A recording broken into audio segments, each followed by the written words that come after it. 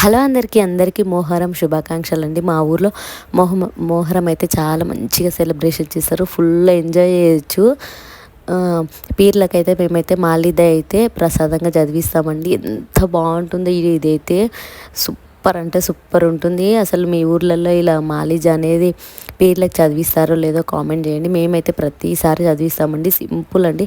చపాతీలు చేసుకుని అందులో బెల్లము, గగ్గరాకు, సోంపు వేసుకొని మంచిగా ముద్దల్లా చేసుకొని పీర్లకి చదివించడమే. చాలా ఈజీ, టేస్ట్ కూడా చాలా బాగుంటుంది. మీరు ఎప్పుడైనా తిన్నారో లేదో కామెంట్ చేయండి. నాకైతే చాలా ఇష్టము.